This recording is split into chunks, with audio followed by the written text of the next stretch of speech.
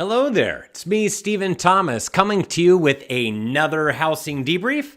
And our company is Reports on Housing, your local real estate snapshot. We're all about, we're housing analysts about properly setting expectations for everybody within real estate, as well as buyers and sellers, the general public, bringing real facts and data and stats to back up what we are talking about. We have breaking news right now, and that is basically, this is Friday, February 21st, when we are recording this. And the Dow, as well as S&P and NASDAQ, fell quite a bit today. And that was on inflation expectations and a lot of the firings that are going on across the United States. It's all coming kind of to a head. And the Dow Jones and all of Wall Street, we saw everything was in the red coming down. You could see this, the S&P 500, it was down 1.7%. You could see the big giant drop as of today, and that has everything to do with inflation expectations. A lot of this is the digestion of the potential tariffs, and general public sentiment is that we're going to have higher inflation down the road as a result. And this is the 10-year Treasury. Now, the 10-year Treasury, what we root for in real estate land is for rates to come down, because a lot of buyers have not been able to purchase homes because of how high rates have been. And once interest rates make their way down into better percentage ranges, we've been stuck above 7% since December, and pretty much most of last year was above 7%.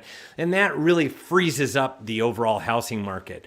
Now, for the first time, we're seeing a bit of a change, and this is the first kind of news out there that's bringing down rates a bit. And this is actually today, taken right before we were recording this, and you could see that the 10-year Treasury was down quite a bit today. And when it's down like that, we also saw follow through where we are down in mortgage rates.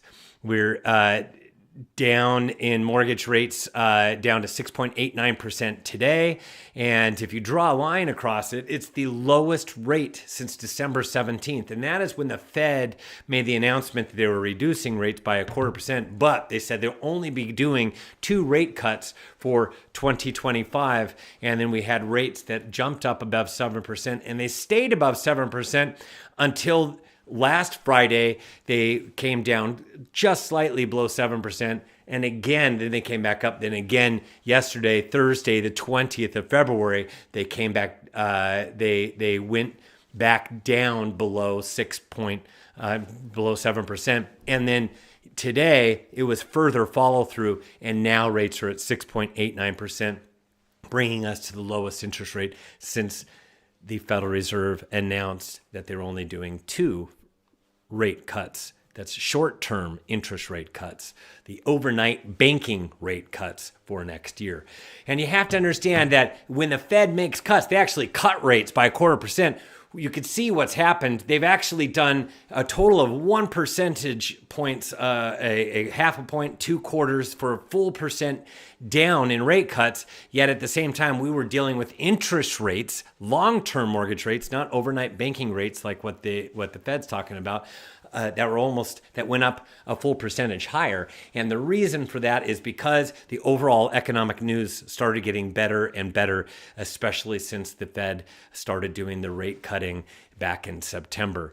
So this is where we are as of today. This is Friday, February 21st at 6.89%. So finally we're below 7%. And the more that it gets closer to 6.5% and below, once we get to 6.5% below, you'll actually see the market actually heat up. So this is what we will continue to watch. We will continue to see what happens to 10-year treasuries and interest rates over time. It needs more follow through of other kind of data points for it to come down even further. But let's talk about foreclosures, a 2025 foreclosure update and where we are at right now.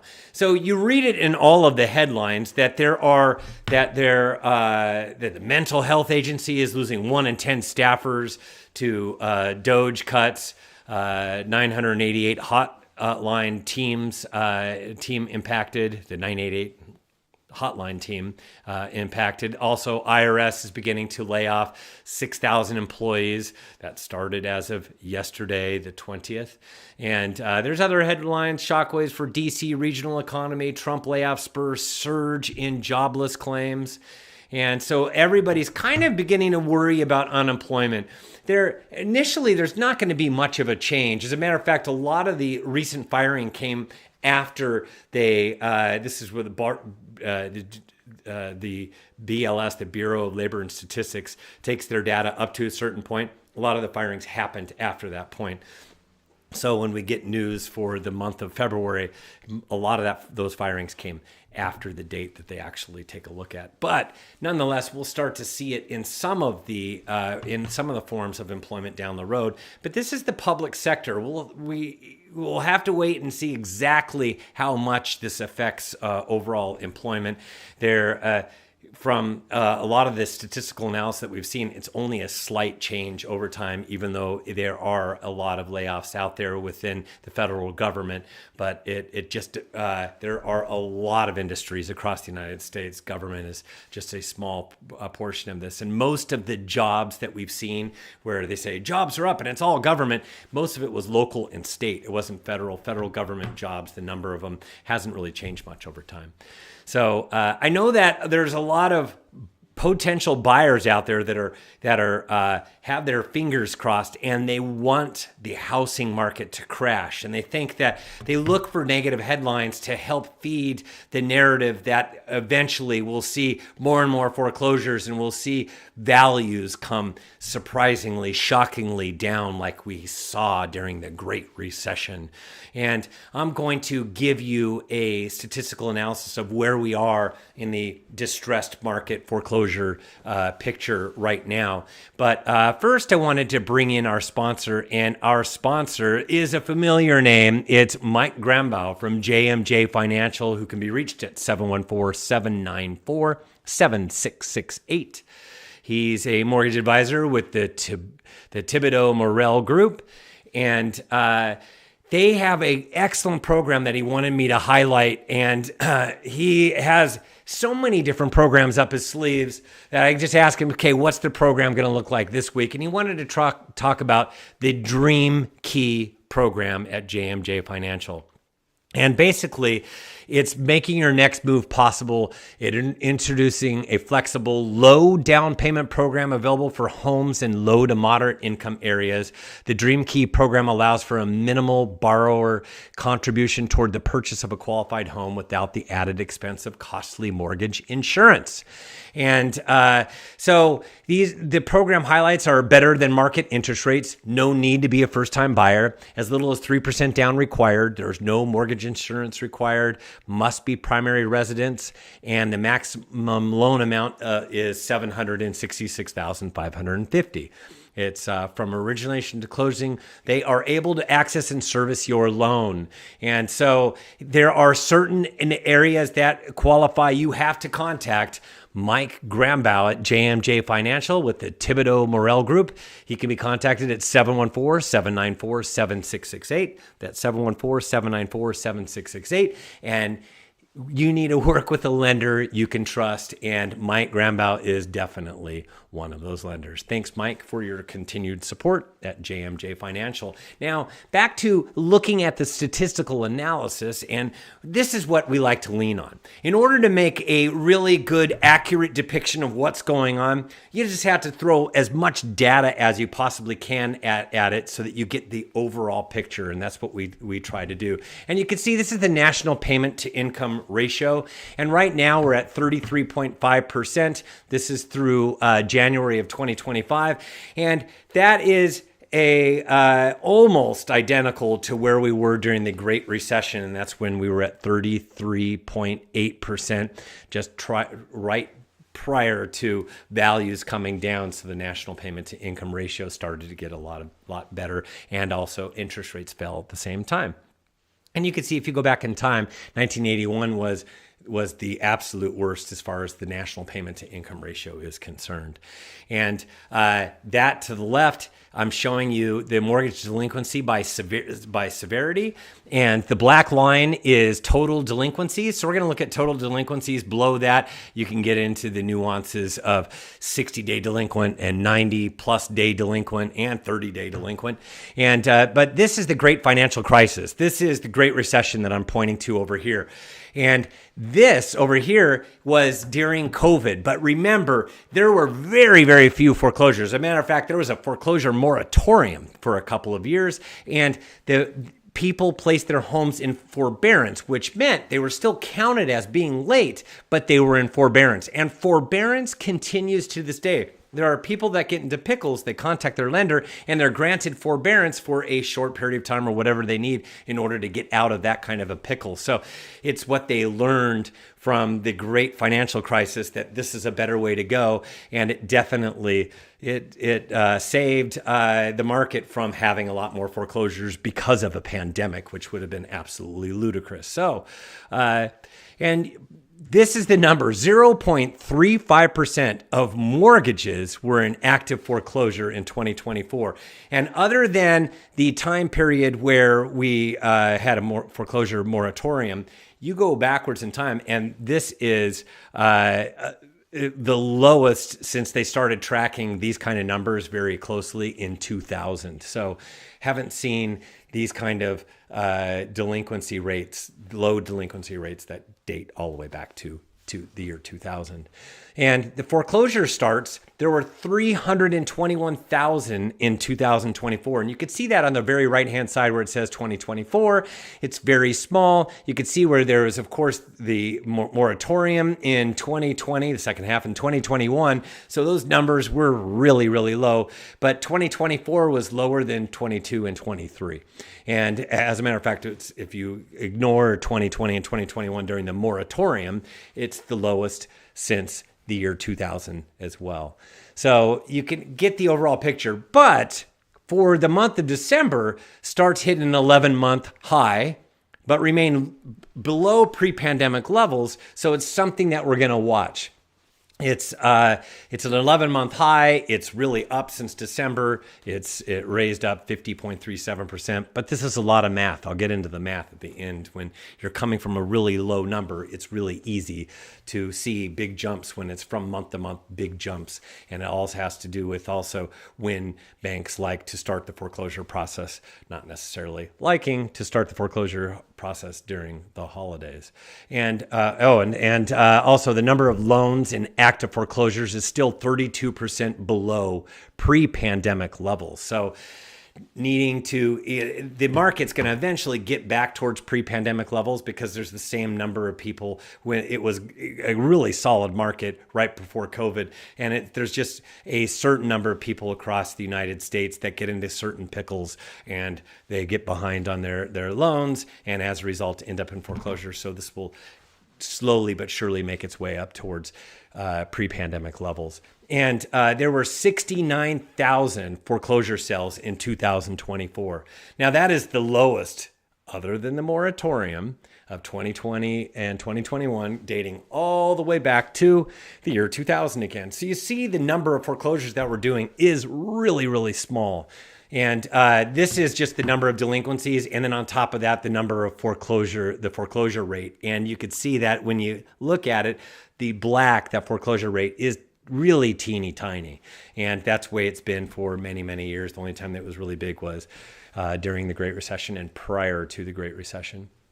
And you can see that there are certain states, and I'll blow this up for everybody to see. There are certain states that when they're in dark, that means that there are a lot more that are not current.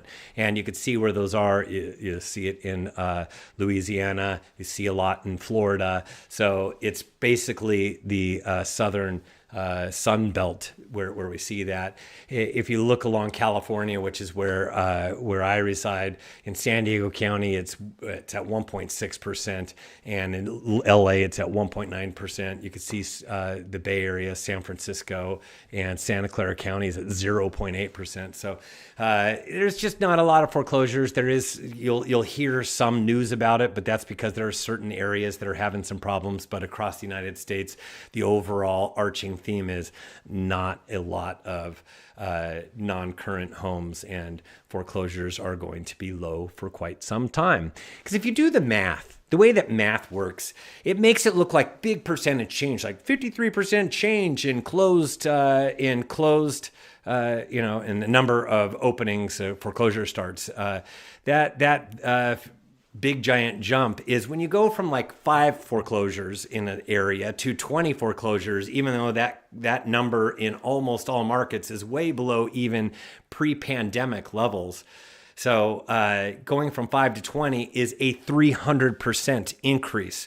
And that's a gigantic, sounds huge, but still the number of foreclosures is really small. And that's kind of the way that you got to look at numbers. So you have to take numbers when they do statistics. Statistics are there to scare you when they do these big percentages, but you have to understand when you come from a very low base to rise off that low base, you're going to see big percentage increases. Let's see what the true number of difference is in the number of foreclosures, actual numbers, because that doesn't sell and not a lot of people will click. And then you got to look at to see what the numbers were even prior to the pandemic when things were kind of normal, and we're making our way back towards those levels, and it's going to take us a while to even get there. And I wanted to show you this. This is done just to show you the number of foreclosures, are the dark lines, and a number of bankruptcies. And you could see that the bankruptcies were out of control. Then bankruptcy laws came into effect, and then there was still elevated bankruptcies all the way through the Great Recession. And then since then, bankruptcies have just fallen off the wayside. There aren't that many new foreclosures and bankruptcies. And that's the point. Once again, even leading up to the Great Recession, there were a ton of foreclosures as well as bankruptcies in the system. And that's the way economics works. It's not like all of a sudden it's here. You can see it in the numbers, and we just don't see it in the numbers. There's nothing that's telling us that we're going to get to anything like what we've experienced before, and nor are we going to get to something like that either. And people like to bring up this total debt balances and how much debt is up, but that gold, that orange area, that is the total mortgage debt outstanding. And a lot of that was done with refinances, and many people are locked in with these low fixed rate mortgages, which made being able to purchase really easy. So that's why the values might be up there, but their payments are really low. So they might be carrying a big balance, but they're holding on to that low rate. And a lot of people aren't moving. A lot of people are still moving across the United States, but that's for a different show that we could talk to you about, that change and the evolution of more and more people placing their homes on the market. But you could see there's different levels of debt, and there's a big piece that has been big for a long time, that's student loan. And you could see credit card has increased quite a bit as well. Those are areas where there are some concerns that everybody's watching, especially people like myself. And we have statistics from the New York Fed that do a very good job of it. And then this is something that everybody should understand: the mortgage originations by credit score. And you could see on the very left-hand side, that was prior to the great financial crisis, the Great Recession. And the makeup of loans, that blue is where you have 760 plus credit scores. And you could see that the vast majority were below that. And there was a lot of junk in there. There was a lot of loans that were at less than 620 for a credit score, and quite a few between 620 and 659. If you look on the right-hand side, it's very, very small. It is almost non-existent. And what makes up the biggest portion of what has been done recently? 760 plus. And a lot of those loans were done when values were going up, because there would be 20 offers that were received all at once, and it would be the people with the largest down payments, which are typically the people with the best credit scores, and that's who was winning quite a bit. So we have a housing stock made up of really solid homeowners.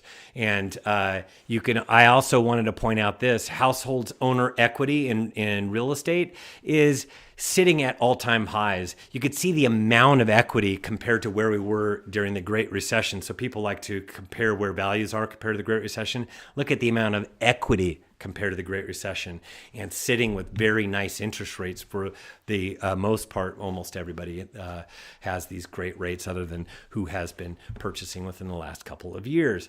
And I wanted to show you S&P CoreLogic's Case-Shiller Index. This is a National Home Price Index, and there's only been a couple of time since 1980 where values have come down. It was during the Great Financial Crisis, which was caused by bad lending. We don't have bad lending anymore. Everybody has these fixed rate mortgages. And then also over here in the early 1990s, this was 1990 to 1991, values went down, and it was only because of California's savings and loan scandal. And California brought down the rest of the nation, and it was only down like 1% for the year. But those are the only two times where we had values come down. Values do not come down annually. They do come down. They can come down like the second half of the year when things slow down a little bit on a month-to-month basis. But overall, year over year, we don't get annual decreases. And even a down of 1% for a year is not much in the grand scheme of things. That's for sure. And this is another reason why you are just not going to see foreclosures, and you're not going. We already showed you national delinquency rates and the number of foreclosures in the system right now, but pretty much the housing stock today is the strongest of all time, with strong credit, great jobs, low fixed payments, which are a hedge against inflation and rising rents. Record tappable equity, we just showed that. Record equity rich, that means they have 50% plus equity in their homes. 40% of everybody across the United States owns their homes free and clear. There are a lot of people that have 50% plus equity. You add them both up, it's 2/3 of the housing stock has at least 50% equity. And then we have it's just a really solid housing stock, and strongest of all time. This is far different than what we had leading up to the Great Financial Crisis, the Great Recession. So go to reportsonhousing.com, subscribe to one of our many reports. Please like and subscribe to our channel if you liked the content. And the most recent report that came out is called More Seller Competition. This is going to be an incredibly different year. There's going to be a lot more sellers competing against each other for very similar demand. Unless rates continue to fall further, then we'll have a different market. So it'll be interesting how things unfold from here. But this is where things are at right now today. And if you'd like to go to reportsonhousing.com, enter the coupon code SOLD for a free month. So thank you for joining us for another housing debrief. And I really appreciate you tuning in. Have a fantastic finish this week. Have a wonderful weekend, and we will see you on the other side.